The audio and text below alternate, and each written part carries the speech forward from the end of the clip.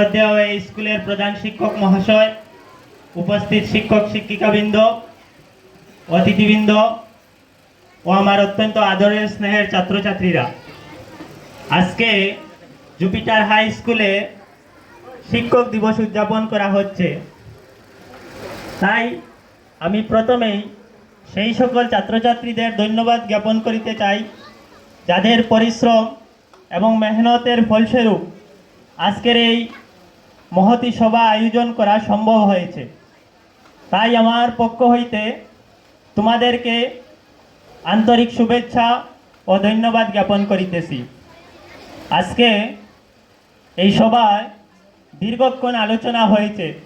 ছাত্রছাত্রীরা তোমরা নাটক, কবিতা, আবৃত্তি, বক্তৃতা ইত্যাদি প্রদান করেছ এবং শিক্ষকবৃন্দরাও তোমাদের সম্মুখে অনেক কিছু বলেছেন। তো সমস্ত কিছু থেকে তোমরা যারা ছাত্রছাত্রীরা এখানে রয়েছ, তোমরা অনেক কিছু জানতে এবং শুনতে পেরেছ। যাই হোক, আজকের এই সভা আমরা 5ই সেপ্টেম্বরকে কেন্দ্র করে শিক্ষক দিবস উদযাপন করিতেছি। এই শিক্ষক দিবস আমরা প্রত্যেকেই জানি যে ডক্টর সর্বপল্লী রাধাকৃষ্ণন 1888 খ্রিস্টাব্দের 5ই সেপ্টেম্বর তারিখে মাদ্রাজের তিরুত্তানি গ্রামের এক গরিব ব্রাহ্মণ পরিবারে জন্মগ্রহণ করেছিলেন এবং তার জন্মদিনকেই আমরা শিক্ষক দিবস হিসাবে পালন করি। উনি একজন মহান পণ্ডিত ও আদর্শ শিক্ষক ছিলেন।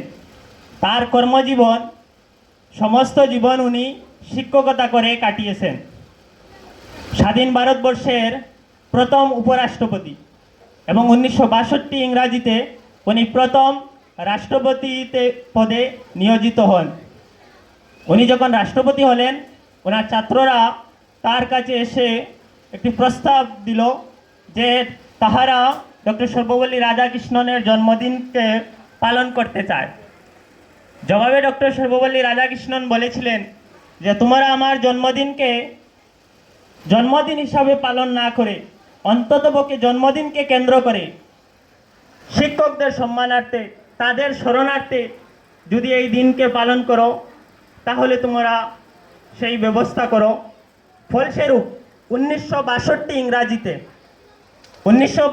ইংরাজির 5ই সেপ্টেম্বর তারিখে প্রথম ভারতবর্ষের মধ্যে শিক্ষক দিবস পালন করা হয়। একথা তোমরা মনে রাখবে। স্বাধীন ভারতবর্ষে 1962 ইংরাজির 5ই সেপ্টেম্বর তারিখে প্রথম জাতীয় শিক্ষক দিবস পালন করা হয়। তারপর থেকে প্রতি বছর 5ই সেপ্টেম্বর আমরা শিক্ষক দিবস পালন করে আসছি। কিন্তু সমগ্র বিশ্বে 5ই সেপ্টেম্বর শিক্ষক দিবস পালন করা হয় না। ইন্টারন্যাশনাল লেবার অর্গানাইজেশন ILO এবং UNESCO, United Nations Educational Scientific Cultural Organisation, উভয় সংগঠন মিলে 1994 ইংরাজিতে একটি সিদ্ধান্ত গ্রহণ করে যে প্রতি বছর 5ই অক্টোবর তারিখটিকে সমগ্র বিশ্বে শিক্ষক দিবস হিসাবে পালন করা হবে। সেই থেকে 1994 ইংরাজির 5ই অক্টোবর থেকে সমগ্র বিশ্বে প্রতি বছর 5ই অক্টোবর তারিখটিকে শিক্ষক দিবস হিসাবে পালন করা হয়। কিন্তু ব্যতিক্রম শুধুমাত্র ভারতবর্ষে 5ই সেপ্টেম্বর তারিখে শিক্ষক দিবস পালন করা হয়। ভারতবর্ষ প্রাধান্য দিয়েছে 5ই সেপ্টেম্বরকে, ভারতবর্ষ প্রাধান্য দিয়েছে ডক্টর সর্বপল্লী রাধাকৃষ্ণনকে এবং ভারতবর্ষে যে শিক্ষক দিবস পালন করা হয়েছিল সেটা 1962 ইংরাজি থেকে হয়ে আসছে।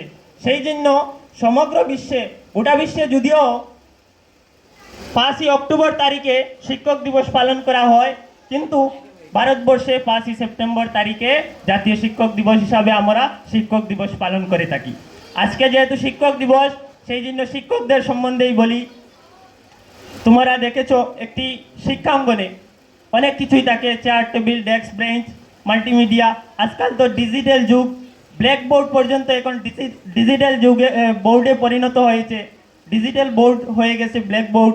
তো অনেক কিছুই থাকে একটি শিক্ষাঙ্গনে। এই সব কিছু থাকার পরও একটি শিক্ষাঙ্গনের সবচেয়ে বড় সৌন্দর্য হচ্ছে সেই শিক্ষাঙ্গনের শিক্ষকগণ। এই শিক্ষক যদি মহান হন তাহলে গোটা যুগ যুগান্ত বড় হয়ে যাবে। এই শিক্ষক যদি বড় হন তাহলে গোটা সমাজ বড় হয়ে যাবে। ছাত্ররা আমরা প্রায়শই দেখে থাকি যে ছাত্ররা বিভিন্ন অঞ্চল থেকে বিভিন্ন গ্রাম থেকে বিভিন্ন মায়ের সন্তানরা এসে একত্রিত হয়ে একটি ক্লাসের মধ্যে যখন বসে এবং শিক্ষকরা যখন তাদের সম্মুখে এসে কথা বলেন, অবাক দৃষ্টিতে তাকিয়ে থাকে, মনোযোগ সহকারে তার কথাগুলোকে গ্রহণ করে এবং প্রাধান্য দেওয়ার ক্ষেত্রে দেখা যায় অনেক ক্ষেত্রে মা বাবাও যে কথা বলে শোনাতে পারেন না কোনো তার সন্তানদেরকে, শিক্ষক যদি সেই কথা বলেন, শিক্ষক বলার সাথে সাথে সেই কথা করে ফেলে। এতে দেখা যাচ্ছে যে মা বাবার কথা কেউ প্রাধান্য না দিয়ে দেয় না, তবুও শিক্ষকদের কথাকে মান্য করে। তাই যদি এই শিক্ষক বড় হয় তাহলে গোটা যুগ সমাজ সভ্যতা বড় হয়ে যাবে। তার একটি উদাহরণ আমি দিচ্ছি। আমি প্রায়শই একথা বলে থাকি যে প্রাচীনকালে প্রায় 400 খ্রিস্টপূর্ব আগে, খ্রিস্টপূর্ব বলা হয় যীশু খ্রিস্টের জন্মের পূর্বের সালগুলিকে। যীশু খ্রিস্টের জন্মের আজ 2025 বছর চলতেছে এবং তার জন্মের সাল থেকেই খ্রিস্টাব্দ গণনা করা হয়েছিল। যীশু খ্রিস্টের জন্মের পূর্বের সনগুলিকে খ্রিস্টপূর্ব বলা হয়। অর্থাৎ যিশুর জন্মের প্রায় 400 বছর আগে, যিশু যাকে আমরা মুসলিম সম্প্রদায়েরা ঈসা নবী বলে অভিহিত করে থাকি, আখ্যায়িত করে থাকি, আর খ্রিস্টানরা তাকে যিশু বলে থাকি, সেই যিশু খ্রিস্ট 2025 বছর আগে এই পৃথিবীতে এসেছিলেন। তার জন্মের প্রায় 400 বছর আগে এই পৃথিবীর মধ্যে গ্রিসে একজন বিখ্যাত দার্শনিক ছিলেন। এতই বিখ্যাত দার্শনিক, এতই মহান এই দার্শনিক ছিলেন যে পৃথিবী আজও তাকে মনে রেখেছে। সেই দার্শনিকের নাম ছিল সক্রেটিস। সক্রেটিসের একজন শিষ্য ছিল, এই সক্রেটিস মহান দার্শনিক ছিলেন, তার একজন শিষ্য ছিল, তার নাম ছিল প্লেটো। প্লেটো তার লেখনীর মাধ্যমে এই সক্রেটিসের তথ্য আমাদের কাছে তুলে দিয়েছে। সক্রেটিস বলে কেউ একজন ছিল বলে তার আভাস পাওয়া যায় প্লেটোর লেখনী থেকে। সক্রেটিসের কোনো নিজস্ব লেখনী ছিল না, তার ছাত্র প্লেটোর লেখনীগুলো থেকেই সক্রেটিসের তথ্য আমরা পেয়ে থাকি, তার দর্শনগুলো আমরা পেয়ে থাকি। সেই প্লেটোর একজন মহান দার্শনিক ছিলেন, তার ছাত্র ছিল অ্যারিস্টটল। অ্যারিস্টটলের কত অবদান দর্শন শাস্ত্রে, রাষ্ট্রবিজ্ঞানে আমরা তাকে father of the political science বলে থাকি, অর্থাৎ রাষ্ট্রবিজ্ঞানের জনক বলে থাকি। সেই প্লেটো মহান হয়েছিলেন বলে তার ছাত্র অ্যারিস্টটলও মহান হয়েছিল। অ্যারিস্টটলের ছাত্র ছিল আলেকজান্ডার, যে আলেকজান্ডারের কথা সমগ্র বিশ্ব জানে। আলেকজান্ডার পৃথিবীর যে প্রান্ত দিয়ে ছুটেছে সেই প্রান্ত তারই দখলে হয়েছিল। এইভাবে করে সক্রেটিসের কন্ট্রিবিউশনটা শুধু এখানেই সীমাবদ্ধ নয়। সক্রেটিস ছিলেন সকল শিক্ষকের শিক্ষক। তার আরও একজন ছাত্র ছিল, তার নাম ছিল ক্লিস্তেনিস। সক্রেটিসের এই ছাত্র ক্লিস্তেনিস প্রতিদিন সক্রেটিসের কাছে আসার জন্য প্রতিনিয়ত সে ওই গ্রিসের পাহাড় পর্বত আরোহণ করে প্রায় 10 কিলোমিটার জায়গা অতিক্রম করে শুধুমাত্র সক্রেটিসের কাছে আসতো সক্রেটিসের কথা শোনার জন্য।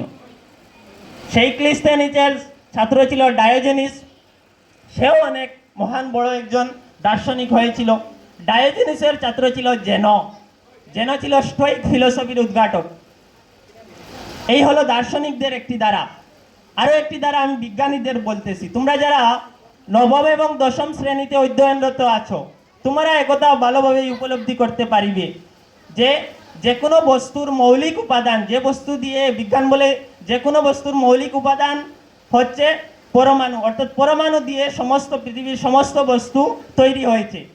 সেই পরমাণুকে আমরা ইংরেজিতে অ্যাটম বলে থাকি।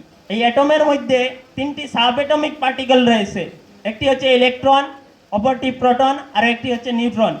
এই ইলেকট্রন, প্রোটন এবং নিউট্রনের মধ্যে সর্বপ্রথম ইলেকট্রন আবিষ্কার হয়েছিল, তারপর প্রোটন আবিষ্কার হয়েছিল, তারপর নিউট্রন আবিষ্কার হয়েছিল। তো যে ব্যক্তি ইলেকট্রন আবিষ্কার করেছিলেন তার নাম ছিল sir J Thomson. Sir J Thomson 1897 ইংরাজিতে সর্বপ্রথম ইলেকট্রন আবিষ্কার করেছিলেন। তারই ছাত্র ছিল আর্নেস্ট রাদারফোর্ড। সেই আর্নেস্ট রাদারফোর্ড পরবর্তীকালে 1917 ইংরাজিতে প্রোটন আবিষ্কার করেছিল। সেই আর্নেস্ট রাদারফোর্ডের একজন ছাত্র ছিল জেমস চ্যাডউইক। এই জেমস চ্যাডউইক 1932 ইংরাজিতে নিউট্রন আবিষ্কার করেছিলেন। এ হলো বিজ্ঞানীদের একটি ধারা। ঠিক সেইভাবে সাহিত্যিকেরও আমরা দ্বারা দেখেছি। দেবেন্দ্রনাথ ঠাকুর সাহিত্যিক ছিলেন বলেই তার পুত্র রবীন্দ্রনাথ ঠাকুরও সাহিত্যিক হয়ে উঠেছিলেন। শুধুমাত্র সাহিত্যিক হননি, বিশ্বকবি, কবিগুরু নামে খ্যাতি অর্জন করেছিলেন এবং সাহিত্যের মধ্যে নোবেল পুরস্কার অর্জন করেছিলেন। তো এই সমস্ত দ্বারা থেকে একটা কথা স্পষ্ট বোঝা গেল যে যদি শিক্ষক যদি বড় হন তাহলে ছাত্র অবশ্যই বড় হবে। শিক্ষকের মানদণ্ডের উপর ছাত্রের মানদণ্ড অনেক ক্ষেত্রেই নির্ভর করে। ব্যতিক্রম হতে পারে, এরকম নয়। আমি একথাও বলছি না যে যদি শিক্ষক বড় হন না তাহলে ছাত্র যে বড় হবে না, মহান হবে না, এটাও আমি বলছি না। ব্যতিক্রম হতে পারে। যেমন সচিনের প্রশিক্ষক যে ছিল, তোমরা জানো সচিন টেন্ডুলকর একজন বিখ্যাত ক্রিকেটার ছিল। তার যে প্রশিক্ষক ছিল সে কিন্তু তার মতো এত বড় মানের বিশ্বমানের তারকা ক্রিকেটার ছিল না। তবুও সে সচিন টেন্ডুলকরের মতো বিশ্বমানের তারকা, যাকে আমরা গড অফ ক্রিকেট নামে আখ্যায়িত করে থাকি, সেই তারকা প্রস্তুত করতে পেরেছিল। তাহলে ব্যতিক্রম হতে পারে, কিন্তু বেশিরভাগ ক্ষেত্রে মেজরিটি অফ কেসে দেখা যাচ্ছে যে যদি শিক্ষক মহান হন তাহলে ছাত্র অবশ্যই মহান হবে। সেই জন্য আমার ছাত্রছাত্রীরা, তোমরা শিক্ষক নিয়োগ করার ক্ষেত্রে, শিক্ষক নির্বাচন করার ক্ষেত্রে বিশেষভাবে লক্ষ্য রাখিবে। শিক্ষক শব্দ 3 শব্দের সমাহার। শিষ্টাচার, ক্ষমাশীলতা, কর্তব্যপরায়ণ, এই 3 শব্দের সমাহার হচ্ছে একজন শিক্ষকের আদর্শ রূপ। যদি সেই গুণগুলো কোনো শিক্ষকের মধ্যে বিদ্যমান থাকে তাহলে সেই শিক্ষকের কাছ থেকে যদি তুমি শিক্ষা অর্জন করে থাকো, সেই জ্ঞান তোমাকে উপকৃত করিবে, তোমাকে আলোকিত করিবে, তোমাকে অন্ধকার থেকে আলোর পথ দেখাবে। এবং ছাত্রছাত্রীদের একটি পড়াশোনা যেভাবে তোমাদের করা, তোমাদের যেভাবে জীবনের মৌলিক কর্তব্য, সংস্কৃতে একটি শব্দ আছে যে ছাত্রনং অধ্যয়নং তপ। ছাত্রের প্রধান দায়িত্ব, মুখ্য দায়িত্ব হচ্ছে পড়াশোনা করা। ঠিক অনুরূপভাবে তোমাদের আরও একটি মৌলিক দায়িত্ব হচ্ছে শিক্ষক শিক্ষিকাদের প্রতি সম্মান প্রদর্শন করা, তাদেরকে ভক্তি শ্রদ্ধা করা, তাদেরকে মান্য করা। বেশিরভাগ ক্ষেত্রে আজকালকে ছাত্র সমাজের মধ্যে একটি কুঅভ্যাস দেখা দিচ্ছে যে শিক্ষকের কথায় কথায় তর্ক করা, তাদেরকে অবমাননা করা, তাদেরকে লাঞ্ছিত করা, বঞ্চিত করা, তাদেরকে সমাজের মধ্যে হেয় অপদস্থ করা।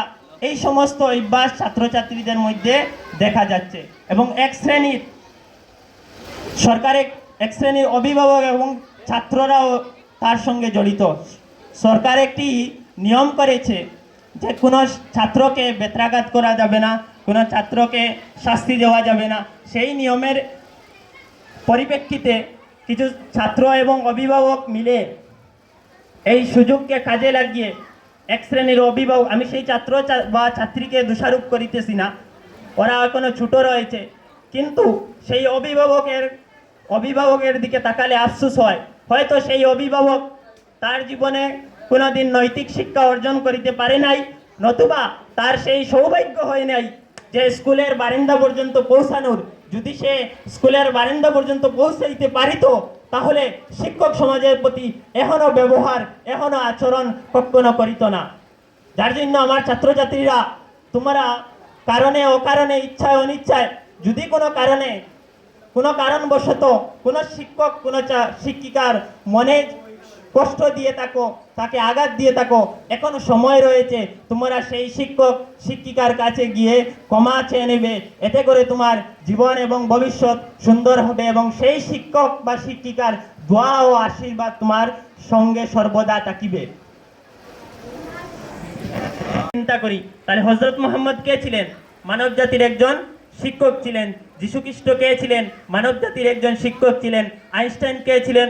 মানব জাতির শিক্ষক। এইভাবে করে পৃথিবীর মধ্যে যত মহান মানুষ এসেছিলেন সব মানুষরাই এক একজন মানব জাতির এক একজন শিক্ষক ছিলেন।